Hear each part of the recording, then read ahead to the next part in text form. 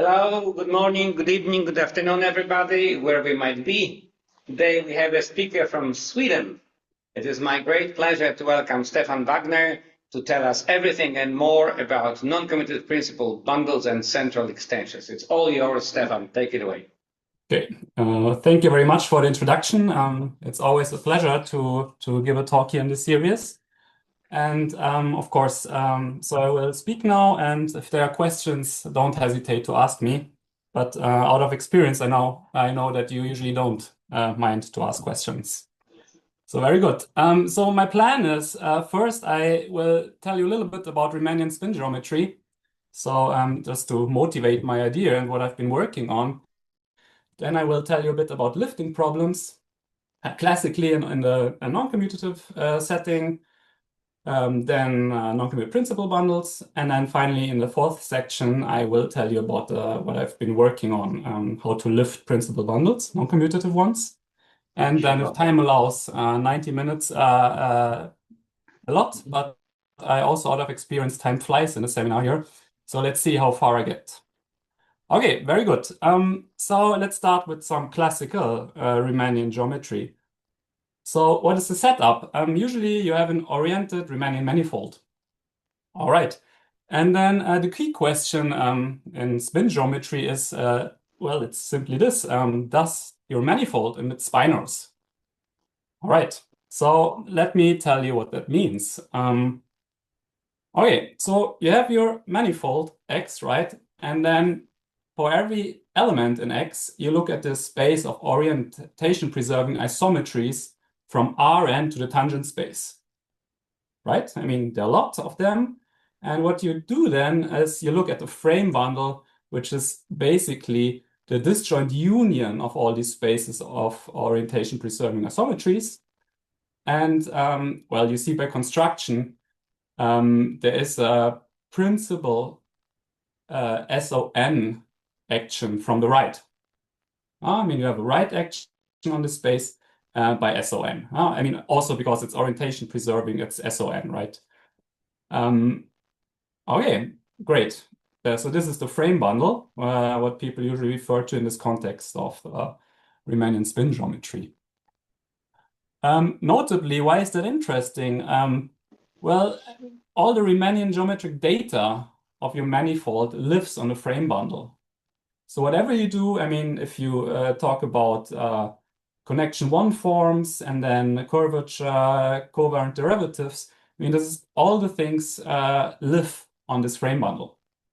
But by the way, Stefan, if you remember the birth of half-cyclic homology, the discovery by Kohn and Moscovici and their study of foliations also involved the frame bundle. So this Kohn-Moscovici homology also come from the frame bundle. So really, frame bundles are fundamental. Yes, they're fundamental. Thank you so much for emphasizing that. That's exactly my point here.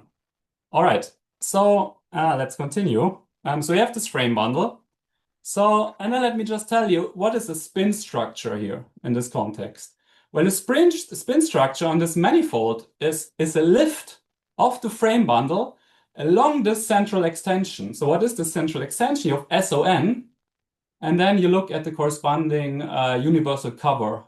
And then, you know, the fundamental group is C2. So you have this central extension. In other words, so what is a spin structure? It's simply a principal spin bundle over X, right? And it comes equipped with a twofold covering map fiber-wise, and is compatible with the group actions. All right. So this is a spin structure. And of course, I mean, it's not clear starting with any Riemannian manifold if such a spin structure exists. If it exists, then this is called a spin manifold. All right, but I mean, of course, we are mathematicians. We are not interested only in definitions. We like to deal with existence and classification. And then people have shown that, well, your manifold is a spin manifold if and only if, so there's a cohomology class, the so-called second Stiefel-Whitney class associated with it. So if this Stiefel-Whitney class vanishes, your manifold has a spin structure. And then, of course, we would like to know, well, is is the spin structure unique or not? And here the question is, well, if you know there's one, then all of them, the inequivalent ones, if so to say, are parametrized by this H1 singular cohomology on X with values in C2. So this gives you existence and classifications. So this geometric problem of, well, asking for a lift, well, it can be formulated and solved in terms of this cohomology here. All right. So what do you do with the spin structure, right? So let's say you have a spin structure, and well, then you look at this space delta n. Well, this is this 2k-fold tensor product of the complex numbers, and then you have Clifford theory, and Clifford theory tells you that the spin group embeds into this automorphism group of the spinors. And this yields a faithful representation of the spin group on the spinors. Why do you need this? Well, you know, now you have a principal bundle, you have a faithful presentation, so you can form the associated bundle with Q. So you get a bundle of spinors, and this is your spinor bundle, right? I mean, hence the name. So with the spin structure, you can associate a bundle of spinors, and then well, this gives rise to the space of sections, which is sometimes called spinor fields. I'm sorry, Stefan. Are you sure about the pronunciation? This is first time in my life that I hear somebody saying spinor instead of spinner. In spinner, yeah. I want to say British, maybe. No, I don't know. Spinner. No. That's not British. That's spinor American. Fields. Spinor fields. Okay, I think spinner. Ludwig, you wrote a book about spinners, right? Spinners. Can you hear me? Yes. Okay, well, spinors is better. But I have another small comment that for n equals 2, it's not universal cover, so be careful. I mean, okay. You're sure. I mean, Ludwig, you're absolutely right. I mean, implicitly, I'm assuming n bigger than 3. Okay, thanks. No, you're absolutely right. I mean, of course, if n is equal to 2, you have SO2, which is the circle, and then here's the problem. Like, this is the problem, right? Because then universal cover is infinite in the sense that the fundamental group is set. But we focus on n bigger than 3, equal than 3. Okay. And then you get this Hilbert space completion, right? You have the inner products, and this carries a natural action of the smooth functions. All right.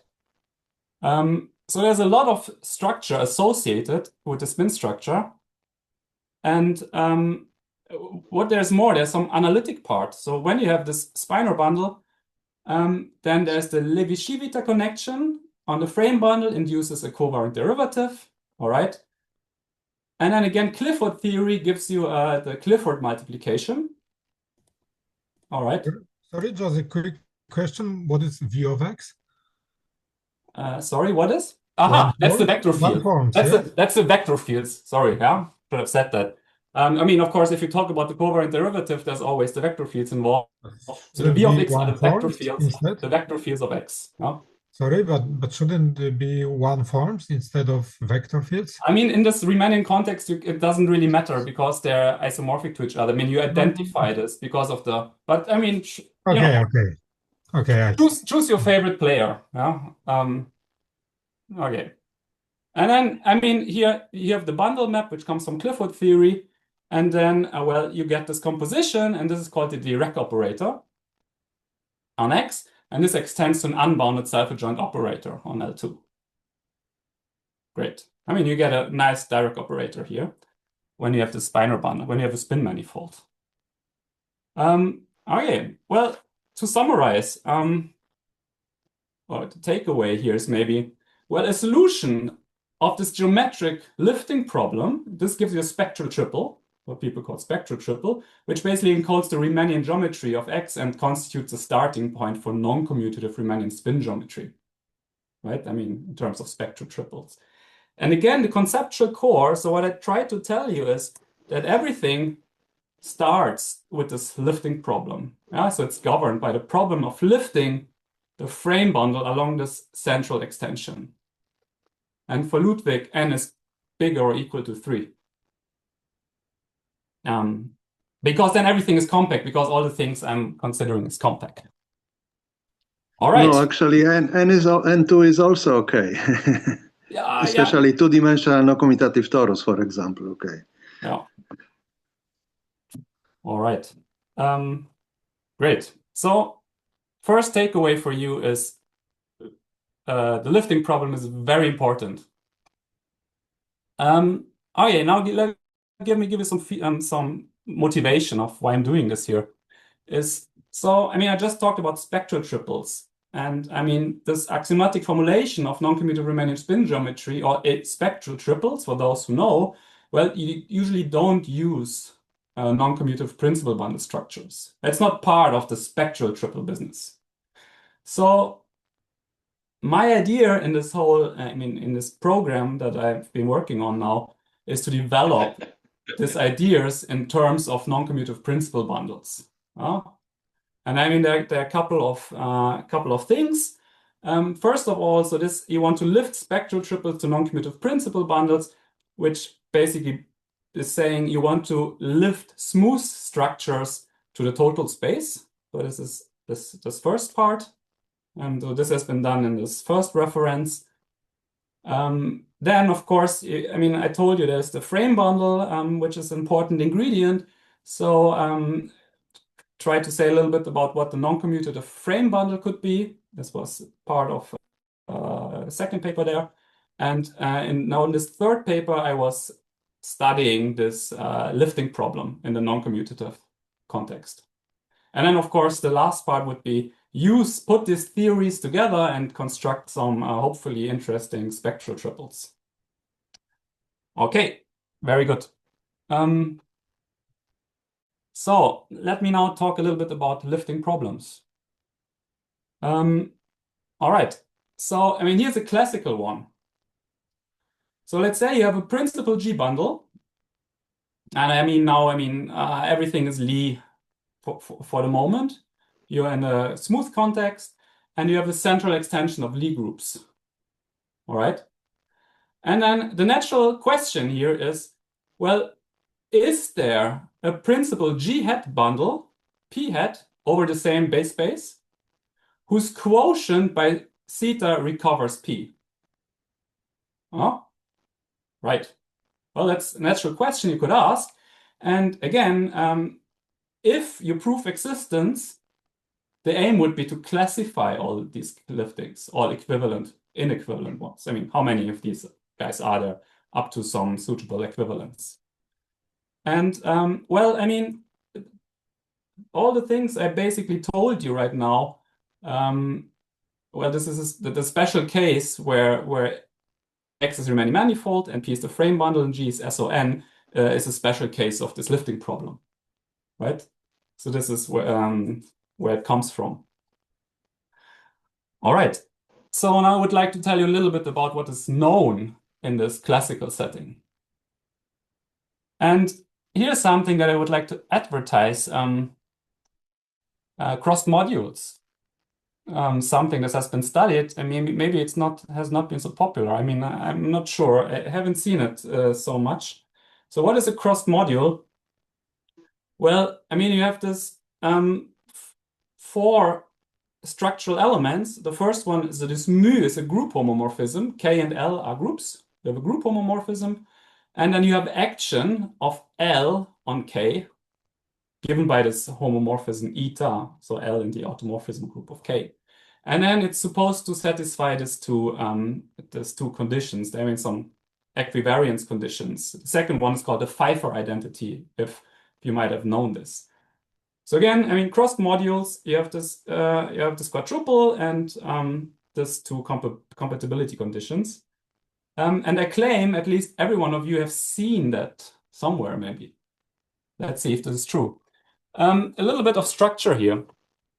So if you have a crossed module, then the definition tells you that the kernel of this group homomorphism is always in the center, and that the image will always be a normal subgroup of L.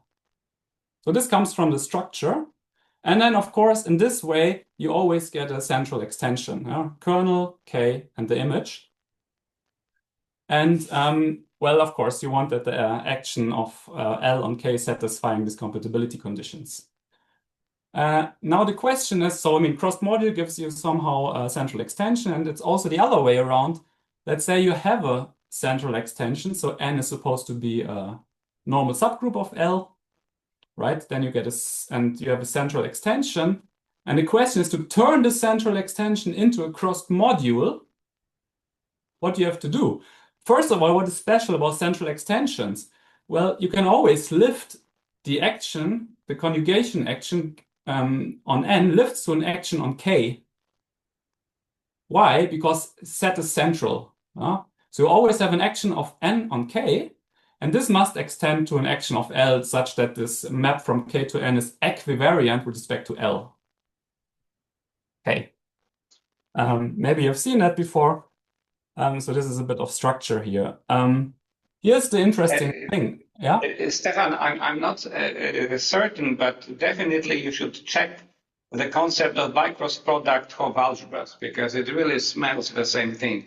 You have two Hopf algebras with some maps between them, and then you build something on them. So this really looks to me. I'm not saying it's the same thing. I'm not saying that if you take Hopf algebras, which are group rings or functions in a group, but you will recover what you are talking about.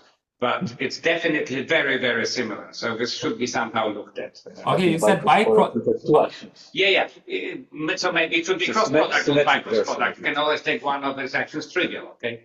So that's definitely something you should look up. Can you please repeat bicross? Bicross product or Hopf algebras. Shan Majid, who is the master of it. If you look up his book, you will have tons of pages on this topic. You definitely should look it up and relate it. Thank you so much. This is great. So why am I saying this? Is a little bit more structure. So whenever you have a crossed module, there's something you can do.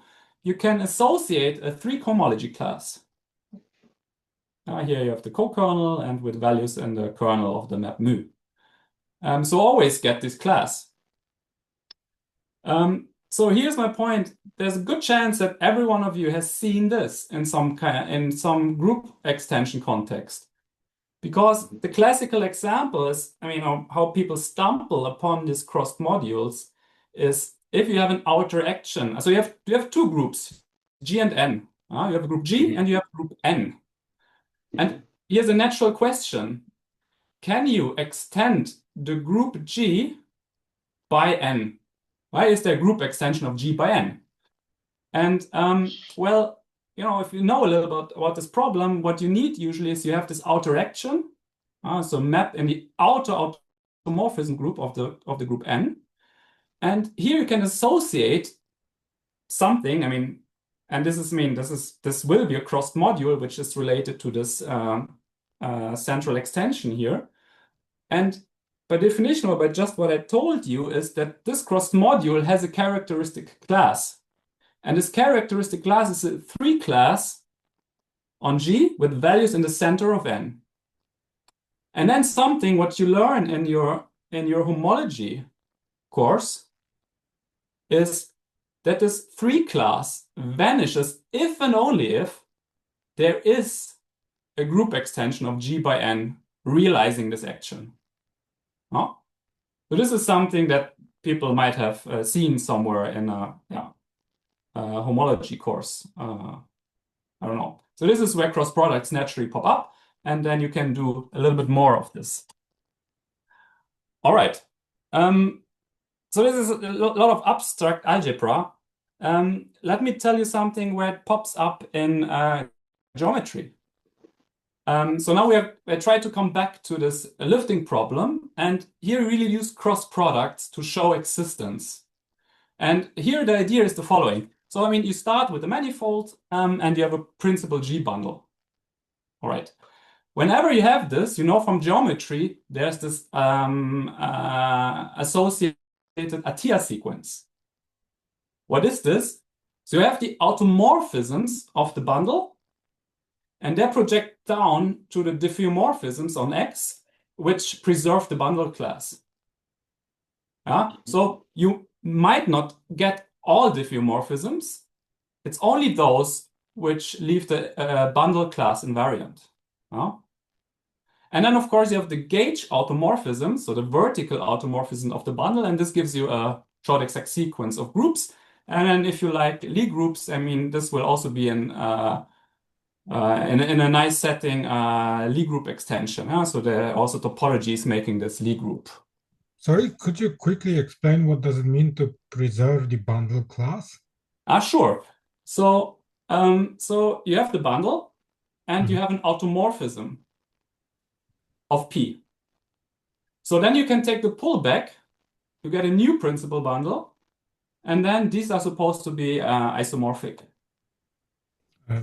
Wait, pullback by what? By an automorphism of P. So each automorphism of P. Okay. Okay, I see. And then you pull back with respect to the corresponding project. P is a bundle over X.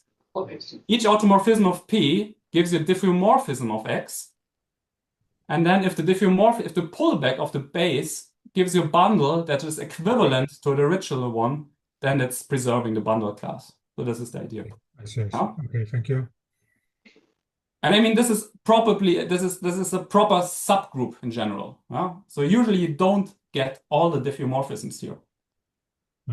By Stefan, by bundle class, you mean just the equivalence class of isomorphisms of bundle? I mean, exactly. I mean, isomorphism class. Okay. Okay, so this is something you always have for a principal G bundle. And now the central extension must somewhere come in.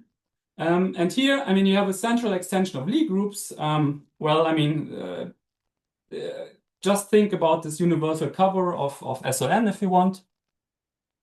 And when you have this, you get another central extension. And here you get a central extension of the gauge group by the smooth function on X with values in theta. And there's an explicit description of this lifted gauge group. I mean, this is something you can always do. My point is, starting with the central extension and this principal bundle, you get the central extension of the gauge group. And here's the point now. So I mean, these are natural ingredients, and if you put them together, you get a crossed module, right? And again, crossed modules produce characteristic classes. So in this setting, you get a 3 cohomology class on the diffeomorphisms of X, I mean, preserving the bundle class, with values, and the smooth functions on X with values in the central group theta. So now you either say, okay, this looks very familiar, or what is this? And I tell you this, because we're in the smooth context, we can apply the Lie functor.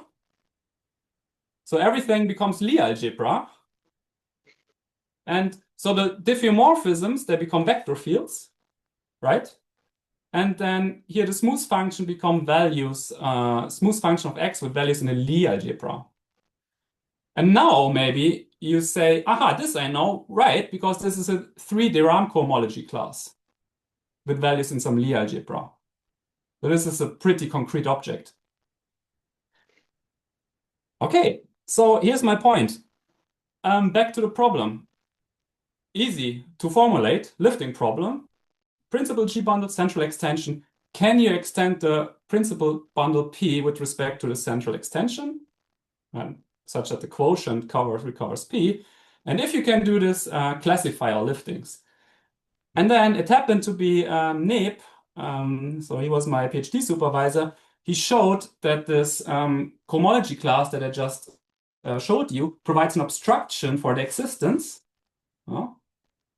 And then Laurent, Genois, and Wagemann proved that this is actually a complete obstruction to the lifting problem.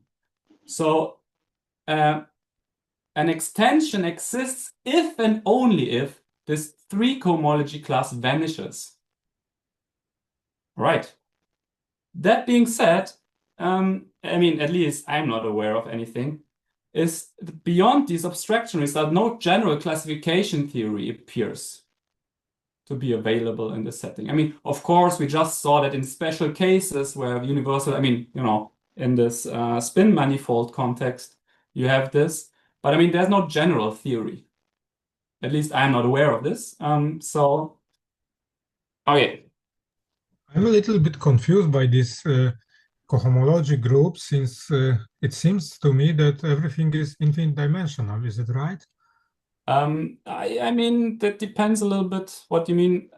I mean, sure. I mean, the vector fields are an infinite dimensional Lie algebra, and the smooth functions also. What is not infinite dimensional here is the central extension of Lie groups, right? I mean, here you have SON spin. Yes. So formulating my question in other words, how big is this cohomology group, this third cohomology group?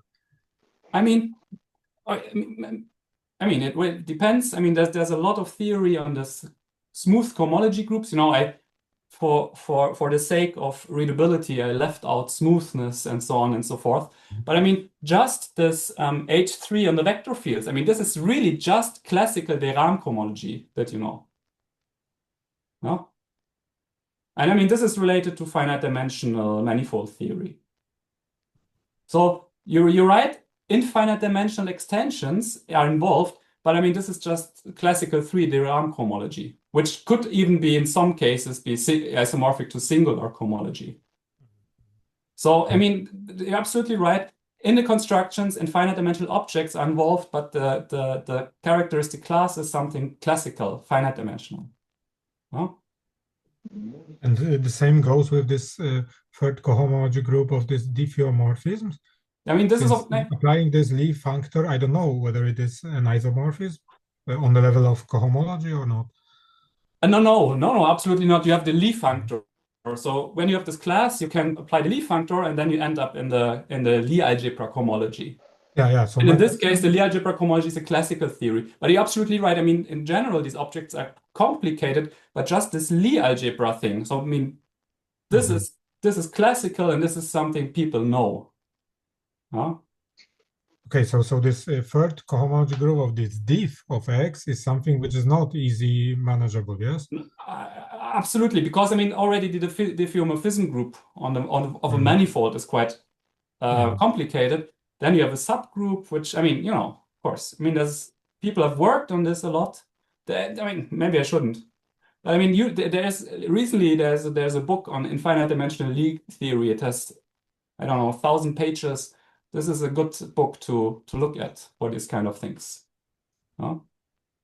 By Nip and okay, thank you. Blekinge. May I have a question? Yes, sure. So your cohomology looks like cohomology with coefficients which are regarded to be discrete. And then you are going to this infinitesimal picture. Yeah. But so I don't know what do you mean by this infinitesimal picture. It's not a.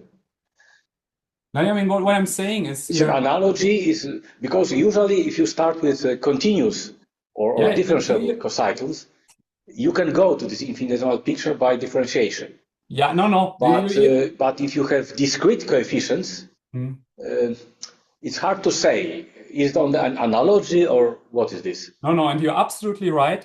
What I tried to say before is that for the sake of readability, I didn't say anything specifically. So if you would be proper everywhere, would be a small s saying smooth cohomology. Smooth cohomology, okay. And of course, if you have smooth cohomology, then you can properly apply the Lie functor and so on and so forth. But since I thought maybe the focus is not on this, you know, technical smoothness and so on, I just try to keep it simple. But you're absolutely right. If you do it properly, there should be an S everywhere explicitly saying smooth cohomology.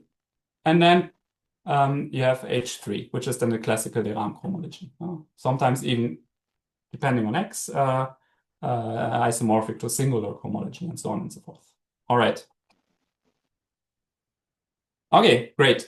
Again, this class is a complete abstraction, and general classification theory is apparently not available. All right. Okay, so this is a naive problem now. let A over B be a non-commutative principal G bundle. And symbolically, I mean, take your favorite model of non-commutative principal bundle. So take strongly graded rings, take Hopf algebras, whatever. Whatever your favorite object, I mean, whatever your favorite definition is. You know, of course, now I'm a bit stuck because I still have a central extension. So I mean, the definition has to work with the central extension. And I mean, then you can just say, well, is there an extension of A with base B, with base B such that the invariance with respect to theta is equal to A? And then again, if there exists an extension, classify all of them. Stefan, can I interrupt you again? Please. So non-commutative G is a Lie group for you, probably. True group. You mean on this slide? Yes. Yeah, on this slide, non-commutative bundle means that what is non-commutative here? The base manifold. I mean, what? I will specify this in a little while. Okay. Just now, it's a direct, naive transition to the non-commutative setting here. But I mean, I will look at C-star dynamical system where a group is acting on a C-star algebra. So this is my model that I will look into in a little while when I introduce the notion of principal bundles that I work with. Okay. But I'm just saying this is just an intuitive problem. You have maybe some notion of non-commutative principal bundle, and then I mean the question is just extending. Is there some kind of extension? And if so, can you classify them? Okay. Sorry, excuse me, may I ask? Yeah. Further question. So this is about non-commutative principal G bundles with classical structural groups. Yes. Yeah, it's Do you assume something about these groups? Locally compact, Hausdorff, compact? Great question again. In my context, in the precise context that I will present in a little while, everything will be compact. Compact groups. Yeah. Here, it's just like, you know, just to give you an idea what the question is. And maybe, you know, take your favorite model and maybe adapt the problem suitable to your context and solve the problem according to whatever you like best. To tell you what I'm saying here is, concretely, well, you can formulate this in graded ring theory. So my colleagues here at BTH, they happen to be algebraists, so they work with ring theory. So and then what are you doing the whole day? And I'm like, you know, principal bundles and so on. I say, what are you talking about?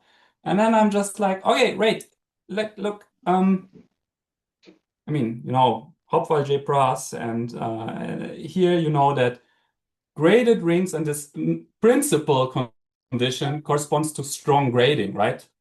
Yeah. So then I told them, all right, the problem translated to the ring theoretic setting would be, you have a strongly G-graded ring. You have and then, I mean, I looked this up, I thought it was funny. You have this G hat and overgroup. I mean, some group G hat that contains G. And then there's a question, can you extend S? Is there a strongly G hat graded ring S hat with the same principal component, and such that if you just take the components corresponding to G, right? G sitting in G hat, then you recover S. And if so, then the aim would be, again, classify all the extensions. What I'm saying here, this previous slide, you can translate it to, you know, your favorite context. Yeah. And it's, for me, always, I think ring theory, I mean, people have studied this a lot. And to my surprise, I don't know, what does it mean? It seems like people have not looked into this kind of problem. And I mean, of course, the problem is interesting because it naturally pops up in Riemannian geometry. All right. Excuse me, may I have a comment about your notation? Please. So there is some very big intersection between your context and context with traditional non-commutative geometry. But then G hat usually denotes the dual quantum group. Yeah. Contrarian dual. Okay, and this strongly or even graded G gradient ring is a ring with a collection of something. Yeah, so yeah. this is completely messed up. Okay.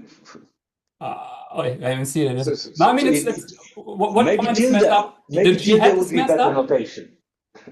No, I mean, for you this say the overgroup. G hat is messed up, or I mean, I know. No, I totally agree. No. Yeah. I'm saying that G grading is Yeah. like a collection of a group ring. Yes.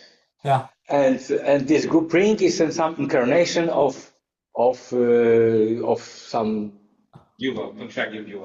contracting duo. Yes.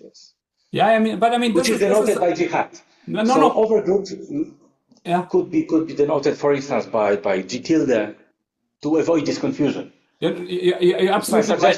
It will get even more confusing. I can warn you already. For me, the dual group will be a star.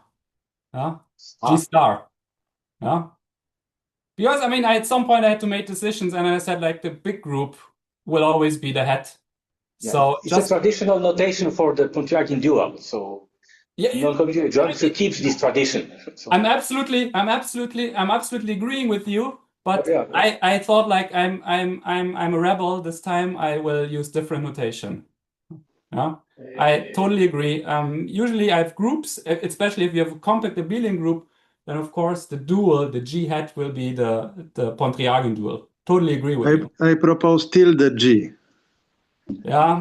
What I suggested. Stefan, don't you need a hat here where I drew it in red? Okay. Ludwig, thank you very much. The problem is how I was educated. And the problem here is that whenever I saw a tilde, that was the universal cover. I see. Okay. Yeah. So I'm sorry if I make you angry with my notation. Okay. It's just for the sake, I decided to make the G hat. But I have one comment for which I hope that everyone would agree. In this grading, this first grading, S should be the grading over G belonging to capital G. Yeah, you're absolutely right. I saw the typo. Thank you so much. Stefan, do you I agree think with that my correction? this notation is non-controversial. Yes. I know this is a typo. Thank you very much. The rest is on purpose. Okay. All right. Wait, Stefan, can you confirm that you agree with my correction in red?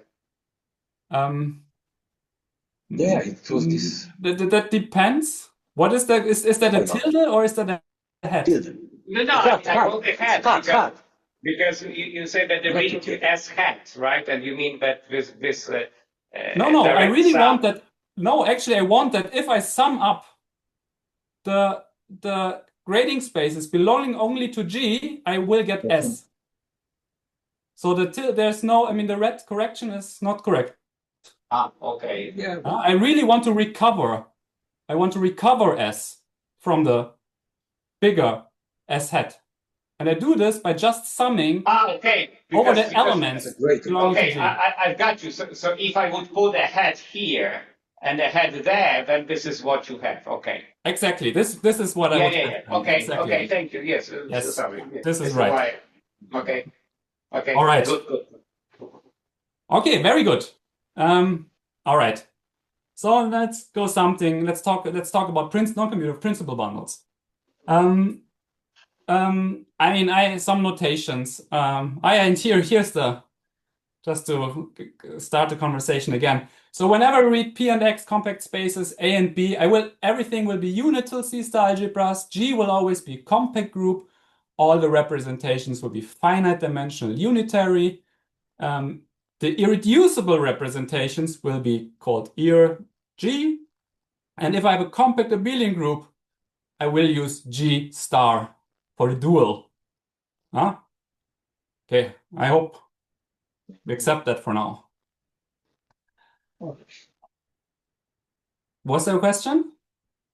No. Oh, all right. A C-star dynamical system. So what I mean here, at some point I want to be totally precise what my problem is. So I'm looking at C-star dynamical system. So I have a unital C-star algebra, I have a compact group, and I have a strongly continuous group homomorphism. So the group is acting on the unital C-star algebra.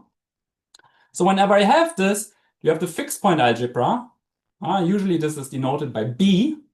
So B are all the elements that are fixed by the action, all right? And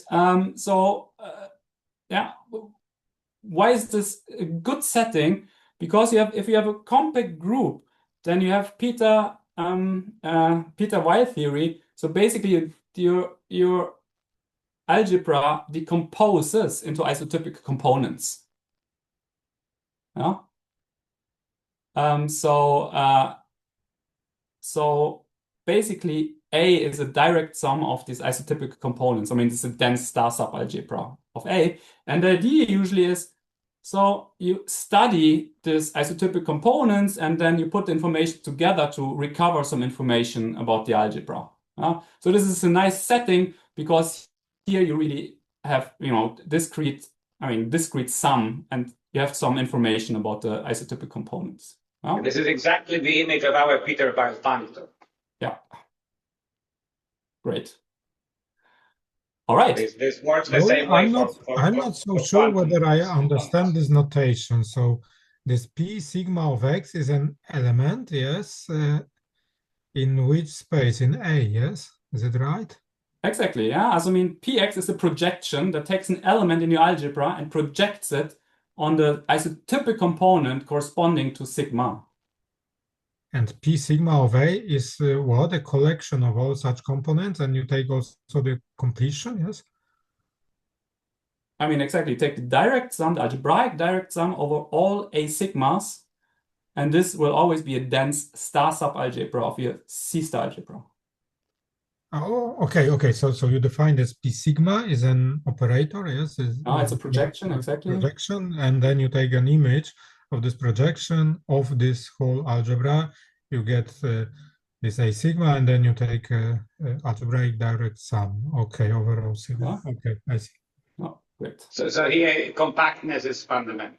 The compactness is fundamental, yeah? Sure. Exactly.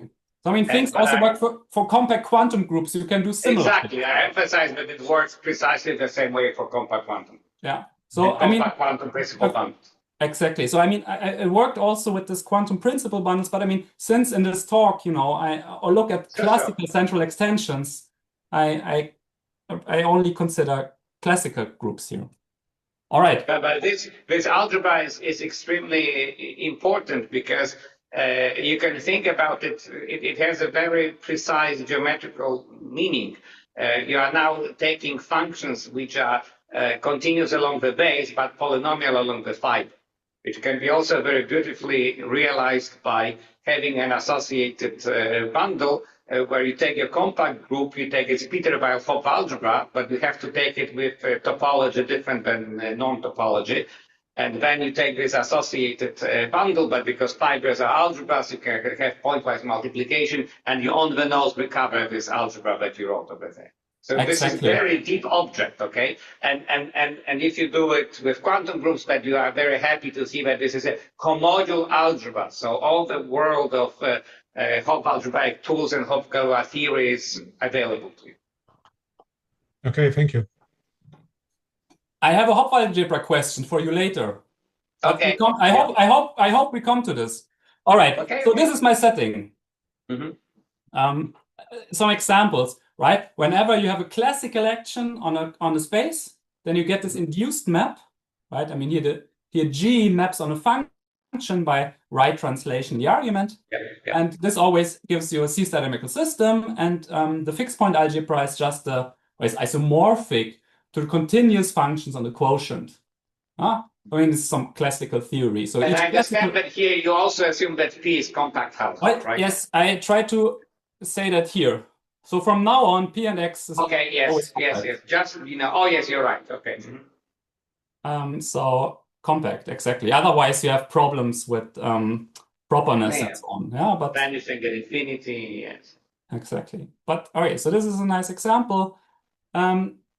Quantum SU2, you take the universal C-star algebra generated by these elements and subject by A and C and subject to the relations here. So I mean, generated by two elements, and then you have a gauge action. So the classical one torus, or the circle if you want, they act on A and C, the so-called gauge action. And so this also gives you a C-star dynamical system, which is known as the quantum Hopf vibration, because the fixed algebra is a quantum two-sphere. All right. So this is an example of a C-star dynamical system. Stefan, let me point to you before I forget that this is in fact the tip of an iceberg, because quantum SU2 C-star algebra is a graph C-star algebra, and this action described here is precisely the gauge action. And there is a general theorem that the gauge action on graph C-star algebras, under some mild conditions, like there is no sink or something, is always free. Yes. And then you have always this C-star dynamical system in your sense. So almost entire world of graph C-star algebras is yours for the taking. Yes, you're 100% correct. I mean, one of the reasons, I guess, is that quantum SU2 was popular before graph C-star algebras were popular. But now, of course, when you see quantum SU2, everyone just says, well, this is just a special case of a graph C-star algebra. Well, let me correct you a little bit. They were popular at about the same time. However, nobody saw the link, because you see, the quantum SU2, of course, is just a three-dimensional Waxman-Soibelman quantum sphere. But it's an extremely difficult, non-trivial, non-algebraic theorem by Hong and Szymański that proves that Waxman-Soibelman quantum spheres are graph C-star algebras. So that's a very difficult theorem. So realizing that Voronovich SQ2, I put it so lightly, of course, it's a graph C-star algebra. It's not, of course. It's a very tough theorem. Perfect. All right. So this is an example. So we'll come back to this example a bit later. Something that I will also use is, so whenever you have a C-star dynamical system, so you have a compact group acting on a unit of C-star algebra, and then you have a closed normal subgroup, which then, of course, will also be compact because everything is compact. Then the fixed point algebra, so I mean all the elements that are invariant under N, this carries a natural action by the quotient group, and thus gives you a C-star dynamical system. Right? So this is also something that I will use later. Again, you start with any C-star dynamical system, closed normal subgroup, you get a new one, an induced one. Oh, all right. So let's talk about freeness. So I just said a little bit about C-star dynamical systems, so now I want to tell you what freeness means. And here, what I would like to use is that you call a C-star dynamical system free if the so-called Elwood map, which is a map that goes from the algebraic tensor product of the algebra with itself into the continuous functions on G with values in A. What does it do? It takes on a simple tensor, you evaluate on G, and this will be X times alpha G of Y. And if this I'm map, sorry, but I've never seen it called Elwood map. I mean, with all due respect to David Elwood, whose main contribution is that he figured it out how you do it for non-compact, for locally compact quantum groups. This is where it's becoming tricky. But this is just Hopf-Galois map, basically. So calling it Elwood map is, I think, not really a good move. Again, yeah, sure. This is definitely the Hopf-Galois map. Not entirely Hopf-Galois, because I know. don't have this tensor product. I know, but it's on the nose, the same map. You should not rename, famous peaks by different names. So. The canonical map of Galois. Yeah, exactly. It's called the canonical map. Yes, exactly. It's one of the incarnations of a canonical map, and everybody calls it the canonical map. So let's not baptize it randomly ad hoc. All right. At least Sister Nor is canonical here. Yeah. According to what you said, there are several equivalent formulations. You have the saturated action picture by Riefel. If you like tensor functors, you have strongly monoidal actions, and you have the Peter-Weil-Galois condition, which then would be the canonical map or the Hopf-Galois map. Absolutely right. Yeah. Yes. And I don't know, I mean, this is of course just a remark, because of this robustness, I mean, popping up at different places, they naturalize in non-commutative geometry and applications in mathematical physics, these free actions. All right.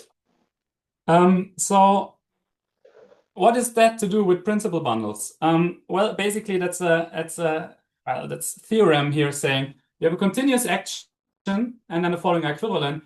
Well, the action is free in the classical sense. What does it mean? Well, all the stabilizer groups are trivial. Well, equivalent to this is that the corresponding C-stellar system that I introduced before is free in the sense of Hopf-Galois. Just to make people happy here. So free in the sense that I introduced before. And basically a takeaway here is that freeness condition or free C-static minute systems are non-commutative analogs of principal bundles. And of course, you know, if you want, then you could explain a bit more what free action and principal bundles have to do with one another, but free action corresponds to principal bundles, and here we saw that the free action corresponds to this Hopf-Galois map. So, I mean, this is a model for non-commutative principal bundles, this freeness condition. Let me just throw in a very quick comment, if you don't mind. So, to see that this freeness in the sense of value would extend them out to the usual freeness that we have in topology, that's a triviality, it's immediate. But then to see that you can phrase it in this Hopf-Galois thingy, that's very tough.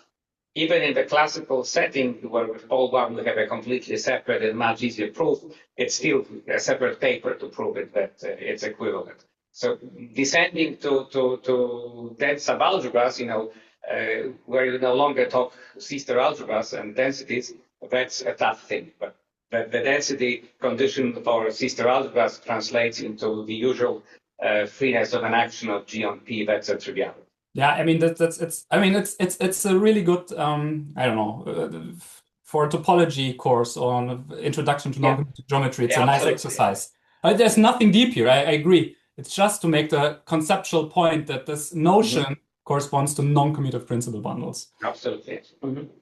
So okay, something that I learned from my supervisor and from is, well, all theories are useless unless there are 5 example classes that you can provide.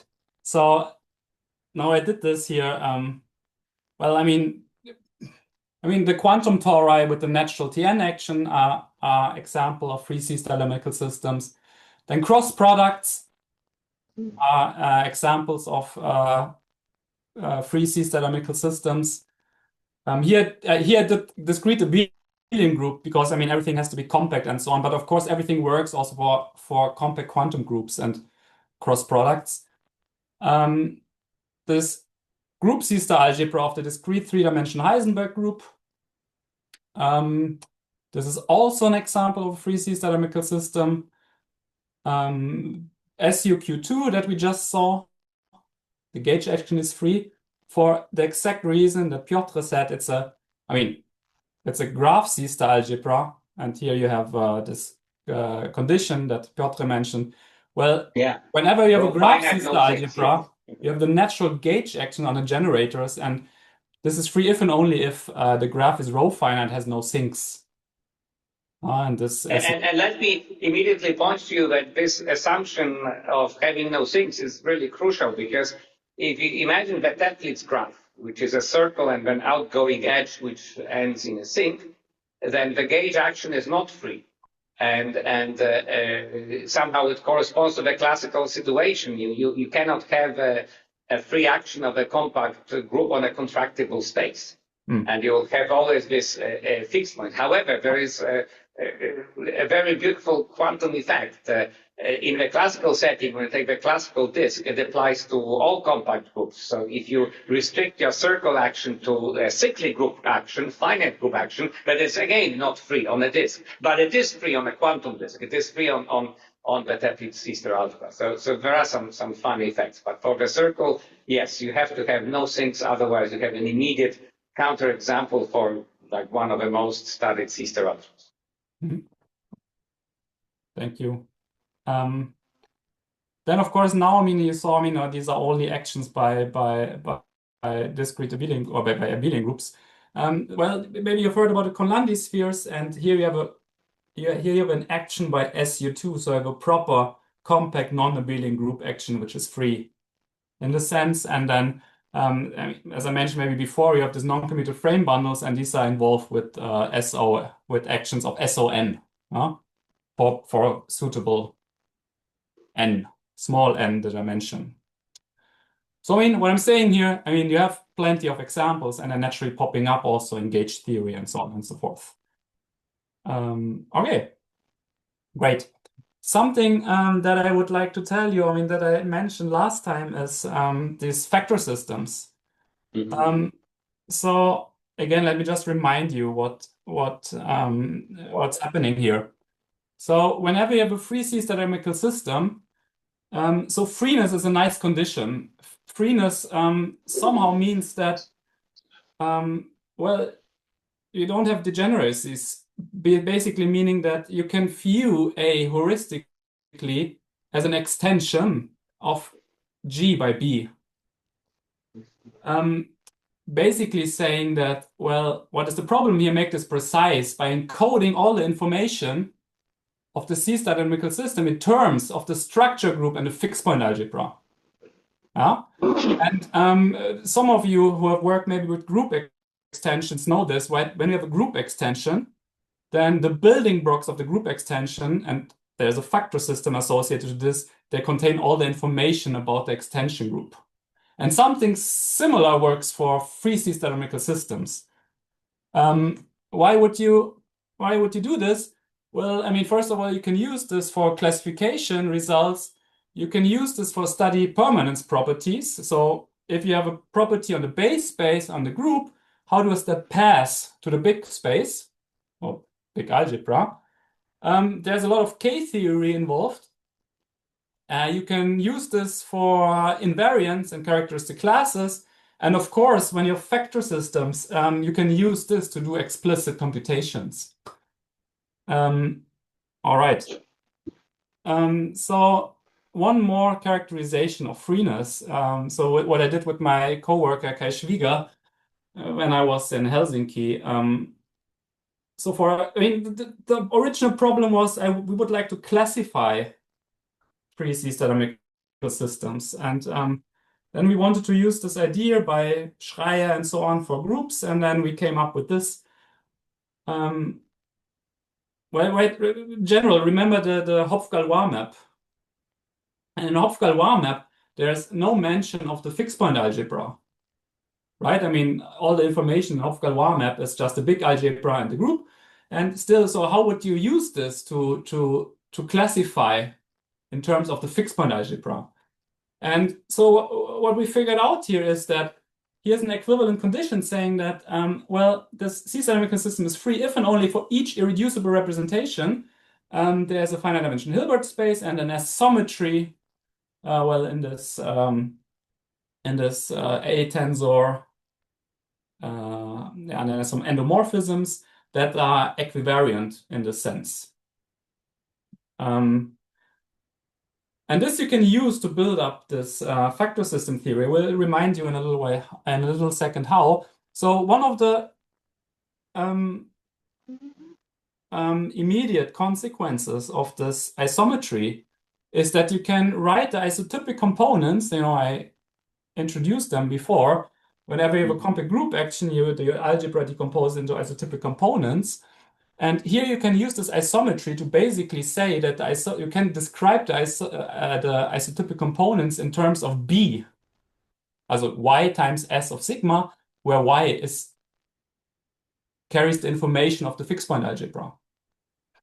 And then you can do computations with this. All right. Just to give you an I idea. didn't quite understand your comment about Hopf-Galois map. I mean, the Hopf-Galois map has a balanced tensor product of the fixed points of algebra. Absolutely. You're right, but my problem was always when I looked at this, how do I use this freeness condition to do classification in terms of the fixed point algebra?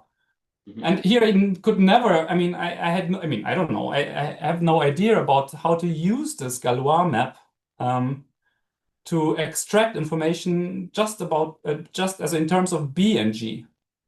That was never clear to me. So maybe let's see for what happens here. Just to give you an idea how these isometries look like. We had this quantum Hopf vibration. Yeah. And for this, right, I mean, the dual group is then integers. And here you can choose this finite dimension Hilbert space to be C2. And then you just take the column vector AC. And then it's exactly one of these isometries satisfying this condition. There are plenty of them. This is maybe the easiest that you can write down.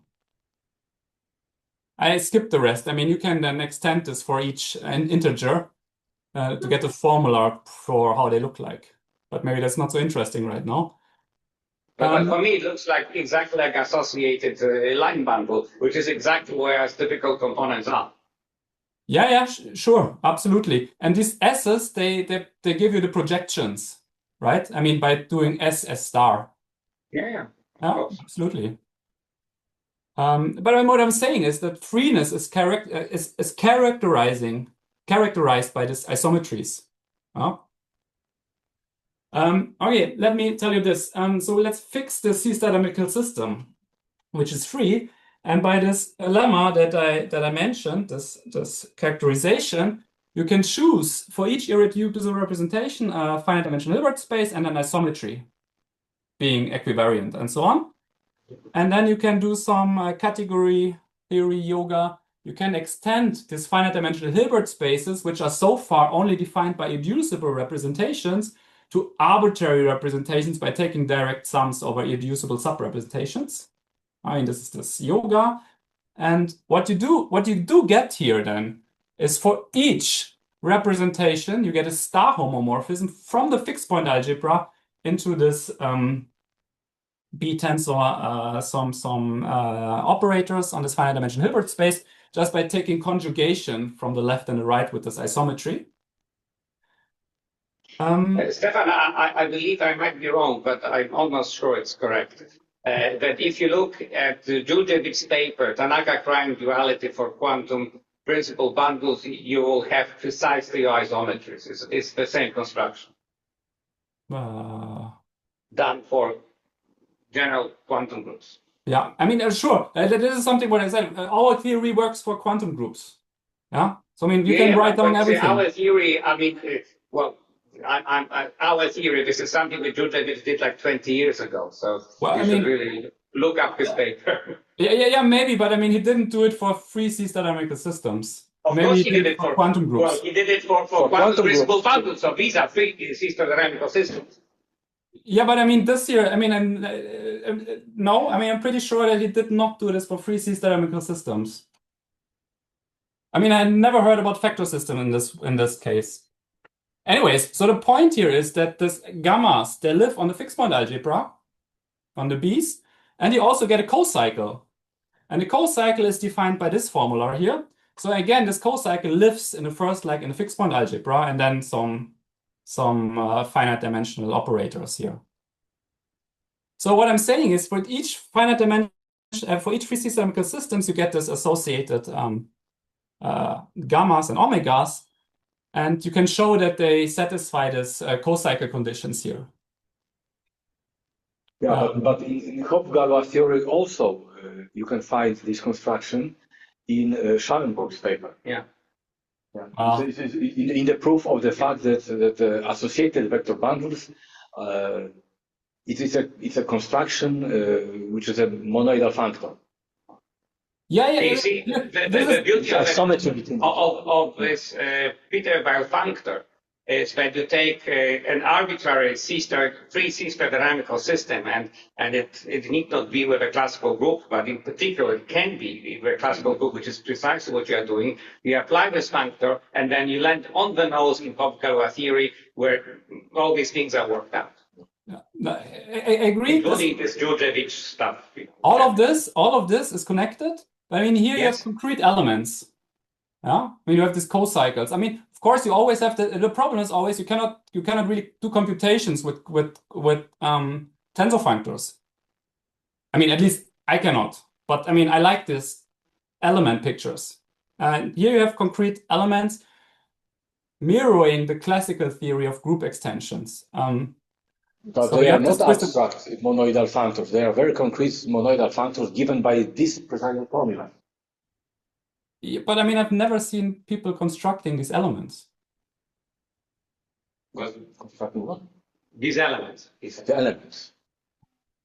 I mean, if you have a paper, please show me. I mean, also, I mean, people, referees haven't pointed that out. Transformations. Yeah, I mean, I'm not saying... computed element-wise. In the classical situation. Of course, the definition is completely non-commutative, quantum in a sense, okay, but specialized to the classical context, at least when the group is classical, it translates into expressions given by functions of elements. I'm saying this also works for compact quantum groups. So I mean, something non... Precisely. Yeah. Okay. Anyways, I mean, we have this, omegas and so on and so forth, and this triple consisting of this Hilbert spaces, gammas and omegas is called a factor system. And well, if G is compact abelian, then you have classical two co-cycles on the dual, on the Pontryagin dual. Maybe this is what you were saying. And what you can also show is that, well, the action, the multiplication, and an evolution are completely determined by this factor system. Okay. So, I mean, just skip that. I mean, these are just formulas, how this look like. Here is the multiplication, and this mirrors, of course, the factor system for groups, evolution, and then you have some conjugacy. I can say when factor systems are conjugate, but maybe this is not so important here. So this is something I need as well. I need to say a little bit about this Picard formalism. And then I'm happy that Nathan paved the way already a little bit last week. Right? So you have a unital C-star algebra B, and then you look at the equivalence classes of Morita equivalence B bimodules. And this is an abelian group with respect to the internal tensor product over B. And this group is called the Picard group of B. And then you saw basically the slide maybe last week in some version. When your B is finite dimensional, then the Picard group is simply a permutation group of the spectrum of the unital C-star algebra.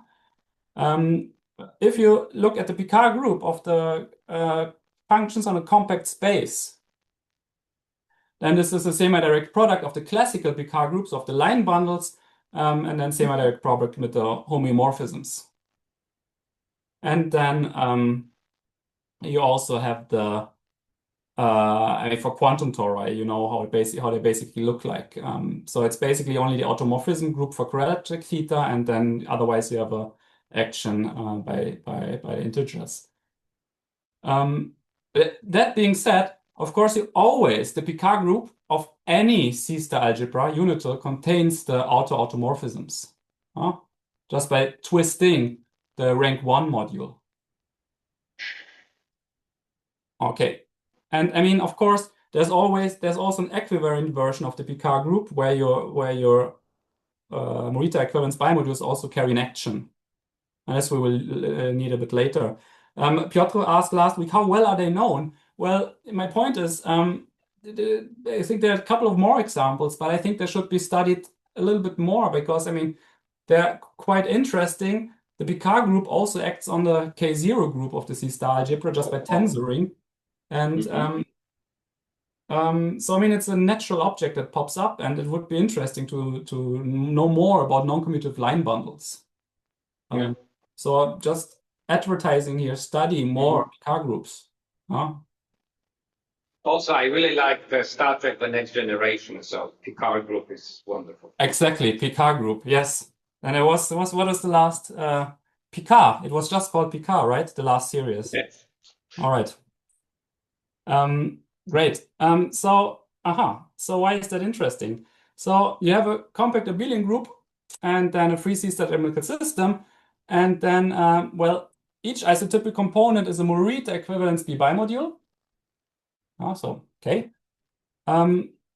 If you take the tensor product for different characters, this gives you an isomorphism of Morita equivalence B bimodule. And then there's the map. It goes from the dual and maps a character into the corresponding isotypic component. This is a homomorphism. And this homomorphism is called the Picard homomorphism. And it's just an invariant of the system, invariant in the sense that it's, well, I mean, it depends on the fixed point algebra and the group, if you want. All right. Here's a question. So you have a compact abelian group, and you have any group homomorphism from the Pontryagin dual into a Picard group. I mean, take your favorite B and then ask for equivalence class of line bundles. And then the question is, can you realize this Picard homomorphism in terms of a free C-star diagonal system? Right? I mean, is there a free C-star diagonal system AG alpha with fixed point algebra B as its Picard homomorphism? Natural question. And that being said, let me just say, whenever you have such a homomorphism, this homomorphism always induces a G star structure on the unitaries on the center. It's called the Fröhlich map. So always, and because you have this Fröhlich map, you always get, I mean, you have cohomology available, and each Picard homomorphism gives you a characteristic class in 3 group cohomology, a 3 group cohomology class on the Pontryagin dual with values in the unitaries on the center. Okay, this is something you can show. So, and then, let's skip this here. And here's the theorem. Okay, so you have this compact abelian group, you have a Picard homomorphism, and then you write XBGP for the set of equivalence classes up to isomorphism of free C-star system with fixed point algebra B, structure group G, and Picard homomorphism B. Yeah. So basically ask how many how many extensions exist. Yeah. And then, I mean, you would like to say something about this set. And then one result is that this class is non-empty if and only if this associated 3 cohomology class vanishes. So you see again, there's a 3 cohomology class, just like in the beginning of the talk when I talked about this principal bundle lifting problem. And the second one tells a little bit about the classification that, namely, if the set is non-empty, then the set is acts simply transitively as this 2 cohomology group, G hat, with values in the unitary of the center. So what does it mean? The inequivalent realizations are parameterized by a classical group cohomology group. Okay. So this gives you some structure here. Okay. So that's it from the C-star dynamical system. So now let's come to the last part. So non-commutative principal bundles and central extensions. And now I have the precise problem. The one where I before used just words of like non-commutative principal bundles. So my setting is I have a free C-star dynamical system, which is a model for non-commutative principal bundle. I have a classical group G, and I have a central extension of compact groups. And the question is, determine whether there exists a free C-star dynamical system A hat, G hat, alpha hat with the same fixed point algebra, and such that the invariance with respect to the central subgroup recovers A. Yeah. And if there exists one, we would like to know how many, right? Such a lift, if it exists, will be a G structure, like a spin structure, you know, like in the analogy with the classical case of spin structures. All right. Then let me tell you a little bit about what's going on here. So I mean, first of all, I was like, okay, so let's first look. Let's say we have such an extension. What can we say? So what is the essential data associated with this? So you have a G structure, and the idea is extract the essential structural data encoded by this extension. And again, so what I will use here, that you have the central extension, you have the central subgroup zeta, and then zeta star is the Pontryagin dual, and this A hat of Xi will be a corresponding isotypic component. Again, zeta is a compact abelian group, so you can decompose the algebra with respect to this into isotypic components. All right. So first of all, you can restrict the system to the central subgroup. Yeah. And then by definition, the fixed point algebra will be A. And well, because it's central, the actions, so the alpha hat action and the restricted action, of course, they commute. I mean, this is trivial, just, there's just some notation here. But what does it mean? It means that isotypic components are invariant with respect to the big group, right? And that means that you have a little bit more, I mean, all of the isotypic components are invertible bimodules by the Picard theory, but they also have an action of the big group. All right. And moreover, I mean, this is also, I mean, of course, trivial. If you have a classical principal bundle, G bundle, you have a subgroup, then also the subgroup acts freely. All right. And this is the same here. So this induced C-symmetrical system where you restrict to the central subgroup, this remains free, and it gives you a Picard homomorphism. And here the G hat refers to equivariant invertible bimodules. And then you have a Fröhlich map, and this Fröhlich map gives you some, again, access to cohomology. All right, and then to describe this structure via the original C-star-dynamical system, we fix this factor system. So that means for each element in the Pontryagin dual, we get this isometry that is isometric. We get this isometry that is equivariant with respect to the action. And then you have this associated factor system that I presented before. Okay, why? I mean, I will use this factor system theory now to say things. First of all, so this is something I mentioned before. Using this isometry, you can write the isotypic component in terms of A and this isometry. So here you get some A into the picture, right? I mean, because you want to use information about A and the group to do stuff. Now you have an action. You have the action alpha hat. And because what I said, right, the actions commute, the isotypic components is equivariant, so it is endowed with a G hat action. And what you can show here, basically, is that I'm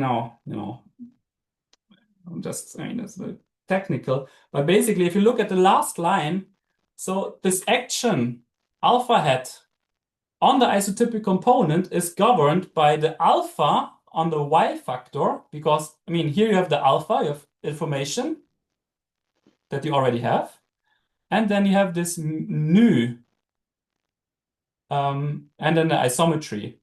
So this helps you later to construct structures. What I'm saying here is the big action can be written in terms of alpha, in terms of the isometry, and then in terms of something this nu. And here you see the thing, this nu also lives on A. This is the second displayed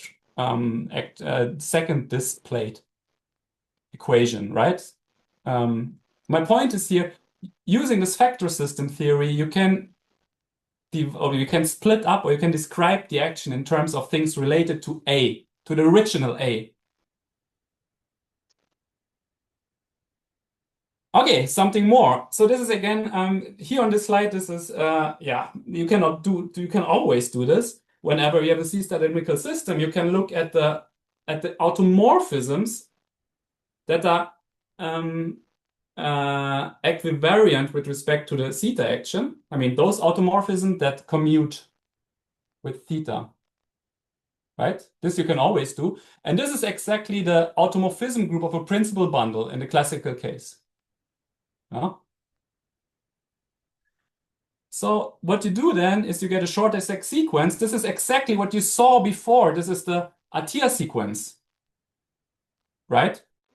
In the middle, you have the automorphism group of the non-commutative principal bundle. On the right side, you have the automorphisms that leave the class invariant.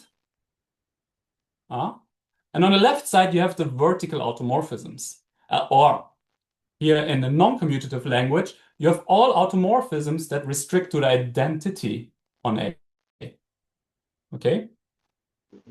And this, of course, you can write down for every C-star dynamical system. The point is then, I mean, in general, this is hard to get information, right? You would like to know, I mean, the only reason why you would do this is you would like to use the building blocks to get information about the automorphism group.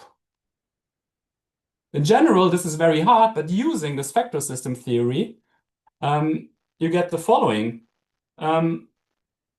This automorphisms that preserve the bundle class, or the non-commutative bundle class, these are all automorphisms that preserve the factor system. Yeah. So I mean, I briefly, we had a second look on this slide about conjugate. So this tilde means conjugate. But like the philosophy here is, these are all automorphisms preserving the bundle class. So using a factor system, you have a more concrete picture of this automorphism that can be lifted to the principal bundle. All right. And now you would also like to say something about the gauge group, and I think this is really interesting. So here I denote this theta 1 delta is the abelian group of all crossed homomorphisms. So I mean, it's all maps from the Pontryagin dual into the unitary center of A that satisfy x plus x, xi plus xi prime is equal to this c of xi, delta xi, xi prime, blah, blah, blah. So it's almost a homomorphism. It's twisted by this Fröhlich map. These are crossed homomorphisms. And what you can show then, well, I mean, in the case of a free C-star dynamical system, the gauge group is really only the simple abelian group of crossed homomorphisms. So I have a concrete description of the gauge group in the terms of this relatively easy group. I think this is really nice. And let me say something. So here's the idea of the proof. So whenever you have an automorphism, a gauge automorphism, right? So it means it restricts to the identity. It restricts to the identity on A. So if you restrict phi to the isotypic component, then this is an isomorphism or an automorphism of a Morita equivalence bimodule. And then from general theory, you know that whenever you have an automorphism of a Morita equivalence bimodule, it's implemented by left multiplication by a central element. So this is a very strong theorem. Each automorphism is implemented by a central element. And then the multiplicativity gives you this crossed homomorphism condition. And the other way around, if you have a crossed homomorphism, then on each isotypic component, you just define this multiplication from the left, and then co-cycle identity ensures you that this is a gauge automorphism. So for non-commutative principals, you have a very nice description of the gauge group in terms of crossed homomorphisms. All right. Classification. Again, so let's say, I mean, so far we don't know they exist, but let's say we know there exists at least one G structure, right? I mean, one solution to the lifting problem. And well, then you can ask, like, how many are there? And here you have to, one way to go is you have to specify a little bit more information. You take one of these Picard homomorphisms and you ask, well, I'm interested in all the extensions that realize this Picard homomorphism. And if I do this, I can say something. So in general, the set might be empty, right? It's not clear, but and so here's the theorem, which is a little bit before. You have this Picard homomorphism, and you assume that this set is non-empty. So you know that there's a G structure that realizes the Picard homomorphism, and then just as before, well, this set is then simply characterized by this second cohomology group on the Pontryagin dual on set star with values in the center of A which are invariant under G. Okay, so you get this. Very good. So you have this classification, right? Sorry, may I have a question? Yes. So now you have a second cohomology. Yeah. With coefficients in G invariance. Yes. And your obstruction sits in third cohomology, where your coefficients are full, UZ of A. They are not invariants. No. That was just the Picard theory before. Now everything becomes equivariant because you have the central extension. Just using this Picard formalism and apply it in this setting here. You're absolutely right. There will be a 3 cohomology class, but it will also be equivariant. Oh, I see. Yeah? I see. This before was a different question. The question before was, can I realize a Picard homomorphism in terms of a C-star dynamical system? The question here, can I realize the Picard homomorphism in terms of a G structure? And then you get automatically this G invariance into the picture. Okay. All right. So I was trying to tell you a little bit about giving a tree structure. You have a really nice description on the automorphism that preserves the class, and also on the gauge automorphism. You have a classification in terms of second group cohomology. And now let me say something about constructing G structures. And I mean, the procedure has 4 steps. I mean, right, you start with the C-star algebra, and for some reason you have to come up with a candidate algebra, right? I mean, it has to come from somewhere. Then you have to lift the action. That's another thing. And then, of course, I mean, this is all algebraically, so you have to impose continuity. So you get a strongly continuous action because you have a C-star dynamical system. And then the last thing is to prove that what you have is actually free. So I mean, I don't have much time anymore. There's something I would like to ask you and point out. So maybe I just skip. Or I mean, just go through some of the things quickly. So the idea is you have to start somewhere, right? So if you start with an algebra A G alpha, then where do you get the isotypic components from for this candidate algebra? And I mean, the best thing that you can probably do is, well, you get it from a Picard homomorphism. Right? If you have the Picard homomorphism, you just pick in each equivalence class an invertible bimodule, and then you have to put them together so the multiplication becomes associative. So and here you get this 3 cohomology class that I mentioned before. And then, I mean, you just do stuff. So I jump a bit before. I mean, just a couple of more minutes, maybe. No worries. You still have 25 seconds. All right, I can do 25 seconds. Well, Okay, so here, I mean, a necessary condition for the lift, yeah, is that the alpha of G is in this group automorphisms of A that preserve the bundle class. So I mean, this is a necessary condition. If this does not hold, there's no chance of lifting. Yeah. And the good thing is, in a free C-dynamical system case, you can test this with respect to a factor system. Okay, then you have this notion of admissible lift. So we skip that maybe for a while. What I'm saying here is you get group cohomology that will tell you, so maybe just this here, this theorem. So suppose that you have this alpha of G's in automorphisms that preserve the bundle class, and you have a map which is admissible. So you have a lift. You can always do this. You always find admissible lifts. But the problem is that this admissible lift might not be a group homomorphism. So then you can associate again some cohomology and tell you there's a class in this second group cohomology that tells you if the class vanishes, you can always choose a group homomorphism. But this group homomorphism, you can extend it to group homomorphism if and only if this class vanishes. Okay.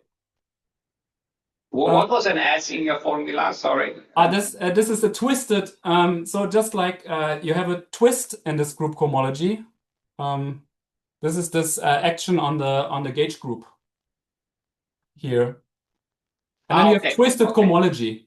Okay. This twisted cohomology. Okay. Yeah. So we are always using this convention that this lower decoration of H refers to the structure of the G module on coefficients. Sorry, can you say that again? Like delta, like S. Yes, exactly. Okay. So S is always the twisting of the cohomology. Yeah. Okay. It's about posing continuity of a G module. Yeah, exactly. That's of the G module. Exactly. So I mean, this is something that I tried to say before. You have this V's or nu. And basically, the best thing you can do is you have to assume that these maps are continuous. And if this is continuous, you can show that this group homomorphism that you get in case the second cohomology group vanishes is strongly continuous. I mean, this is again technical. Here comes my question that I was burning to ask you. So I had the hardest time proving that the resulting C-dynamical system is free. So here's the thing. Freeness is preserved under restriction to subgroups. I just think on the classical case, right? Yeah. Restricting to free clubs is free, and descent to quotient actions whenever this is well defined. So the question is now the other way around. Let's say I know that the restriction to a subgroup is free and that the quotient action is free. Can I use this to say that the original system was free? And I was devastated. Let me just tell you a little bit here. Classically, so you have this group G hat acting on P hat, and you have a central subgroup. You get the quotient, P hat by theta is P, and you have the quotient group, G hat by theta. Now assume that the C action on P hat is free, and the induced action of G on P is free. I mean, this is if you have a topology class, this is an easy 2-3 line exercise for your students. So let G hat be in big G hat and let P hat be in big G hat and assume, you have a stabilizer. What you would like to show is that the G hat is 1, right? I mean, if you think about this is super easy. I mean, what you do here is you project down on the quotient. So you get this you get a stabilizer on the quotient. So G must be 1 by the freeness of the induced G action, right? So, and then what does it mean that G is 1? It means that G hat must be central, must be in this set, right? It's because it's in the quotient, it's trivial. So the original group element you came from must be central. And then because of the freeness of the set action, G hat must be 1. I mean, it's super easy once you did this. And I mean, that's easy. But I mean, I was devastated finding a proof for the C-dynamical system. But I mean, okay, here the conclusion is it's free. For strongly graded rings, you can do this as well. It's just the computations with a lot of stuff. You can do this. So the same problem works for strongly graded rings. I did this. I've somehow worked this out for freeness, but the argument relies on factor system theory. And I mean, I don't know if there's a more conceptual proof. But let me ask you this. How is it in Hopf-Galois theory? I have absolutely no idea if there's something similar known here. Now you have a Hopf algebra, then I mean, you know, you have normal Hopf algebras, you can know all the yoga and so on and so forth. Yeah. Yeah. But is there a theorem saying that if these substructures are Hopf-Galois, then original Galois, I mean the original canonical map or Hopf is Hopf-Galois. That is something was absolutely, I mean, I don't know, unclear to me. And I think it's a pretty easy question, right? But I mean, it seemed like a lot of people didn't know. So I've never seen such a result in Hopf-Galois theory. No. So I'd be happy to, you know. The non-commutative situation. Yeah. It is so. Yeah. I mean, you know, again, I mean, I don't know. It's would be interesting to see. We know it works. If I was not totally deluded in the C-star dynamical system case. Okay, then the main theorem here, I mean, is just put all the informations together. And no, I mean, this is basically main theorem that says that the lifting problem, if these conditions hold, then, well, we get a G structure. Anyways, and then I have examples, but I guess I'm out of time. Yeah. So -7 minutes. -7 minutes. They're nice examples. Trivial. It recovers the classical lifting problem, and even better, you know, if just let me advertise this. I mentioned before that the classical setting did not have a classification theory, not a systematic one. But you can use this now to get a classical, I mean, to apply that to classical spaces, and then you get a classification result for what classical actions so ever. So this is really nice. And then there are a couple of examples. Blah, blah, blah, blah. Next time. Yeah, I mean, quantum toric Canlandian spheres, non-commutative frame bundles, and so on and so forth. Thank you so much for listening to me. Thank you so much for a very beautiful talk.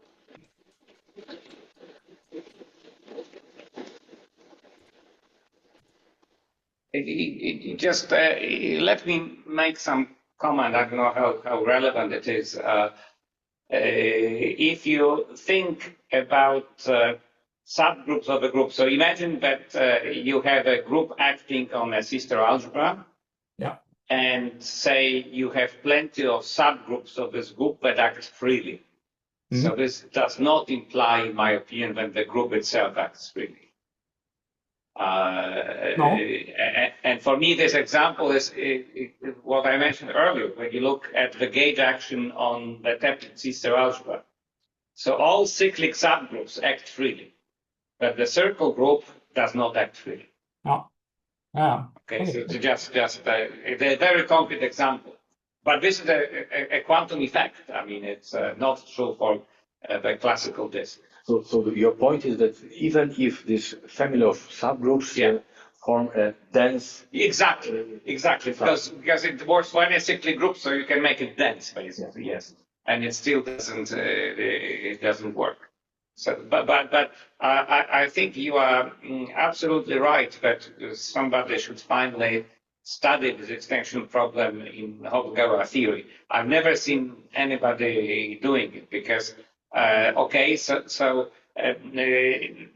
people were looking at quotient of Hopf algebras, which corresponds to subgroups. But what we want is something else. We want to look at Hopf subalgebras, which exactly corresponds to extensions, right? You are talking about.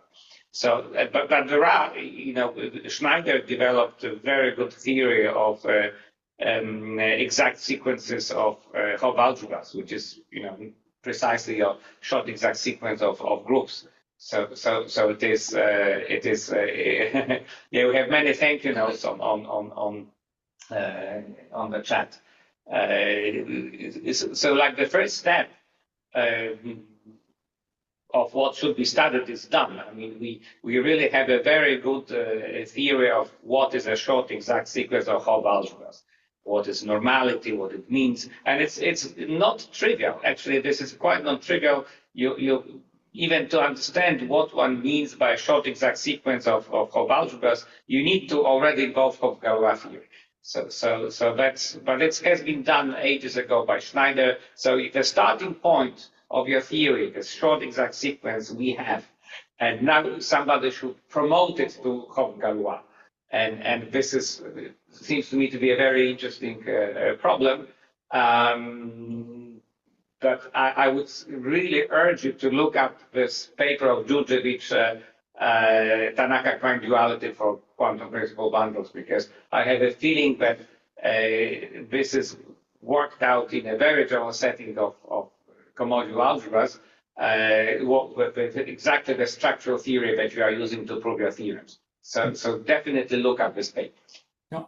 Okay, any questions? Joe, do you want to ask a question? Well, actually, you almost covered it.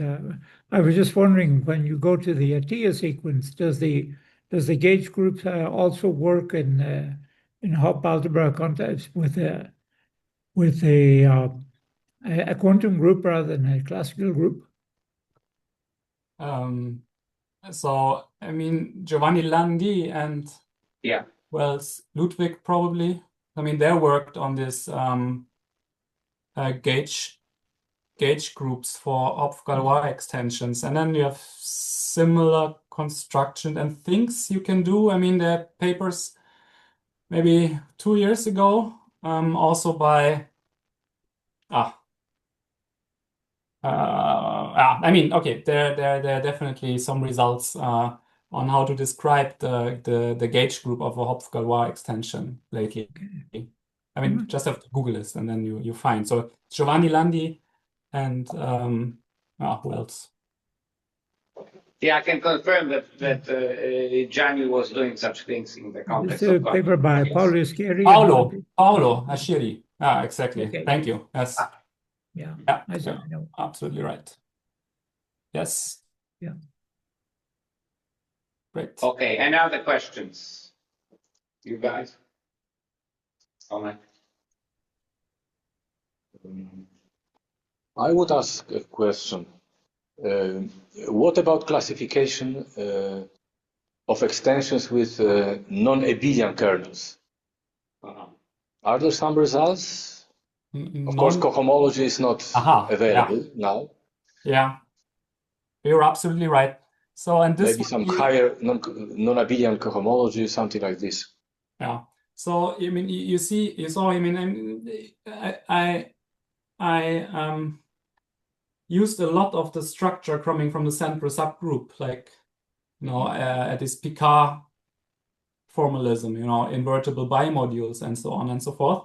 But I mean, of course, I also thought about this, and I think things can be worked out, but it will become quite technical, because then you don't have invertible bimodules, but you have Morita equivalence bimodules between the fixed point algebra and something else. So I mean, it's just like a little bit. I mean, it becomes complicated just as the classical group cohomology theory for non-abelian kernels or non-abelian groups. I mean, you run in the same difficulties, I would say. It's possible, it would be a next step. So you definitely can do things and work out things. Just becomes more technical, yeah. I'm asking this question because you started with these crossed modules. The crossed modules have this non-abelian version. Yeah.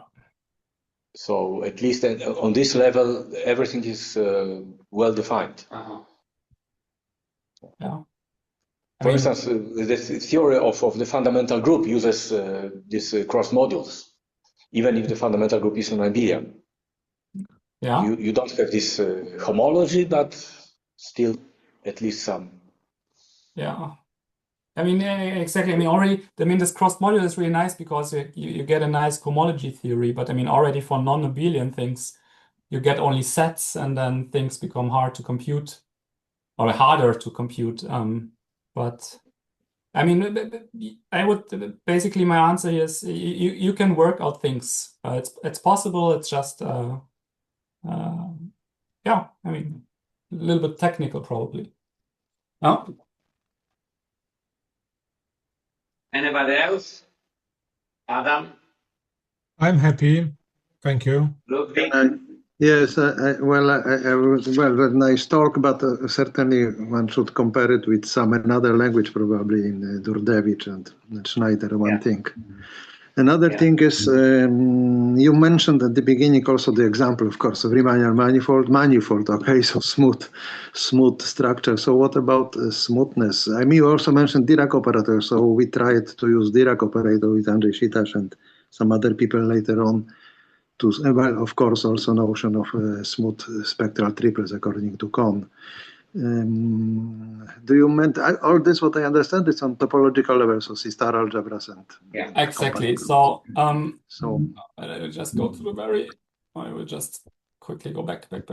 And you're absolutely right. Everything here is topological, right? And what I mentioned somewhere, I got that so many. Sorry.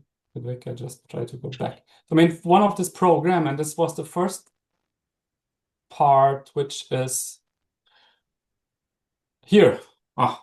So in order to go to this fourth point, so I mean, the next step that I would like to do is to use this theory to construct spectral triples.